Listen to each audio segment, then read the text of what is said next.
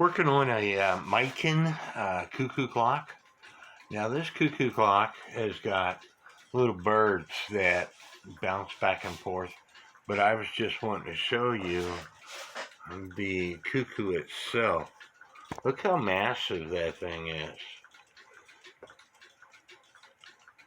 It's one of the biggest birds that I've had. Now this is a wooden bird, and when it has articulated wings. When the clock is ticking, it has this little wire up here.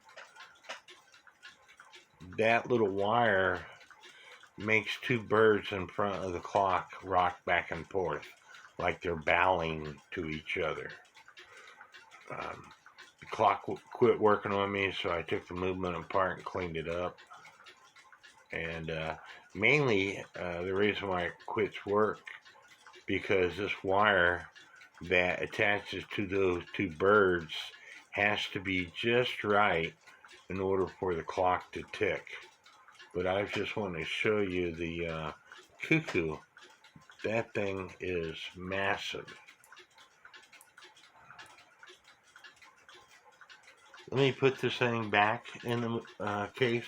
Let me show you the case real fast. Here's the case, and these two birds rock back and forth, and it has this little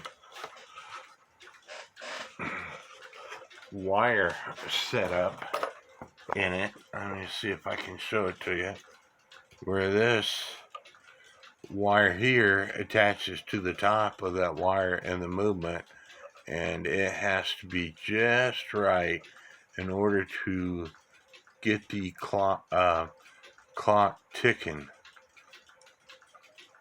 So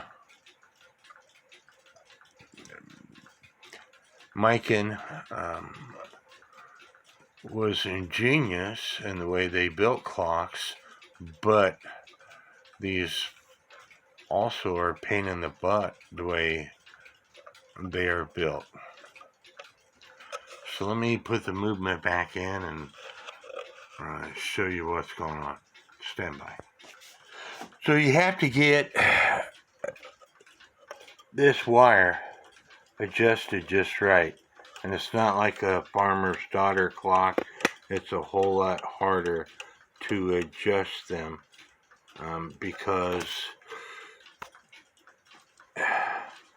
this wire, which controls one of the birds, and this wire, which controls one of the birds, it all has to be adjusted just right in order for it to keep ticking.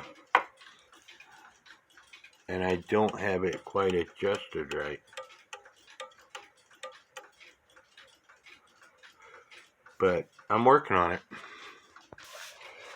And as you can see, when it ticks away, the birds bow to each other.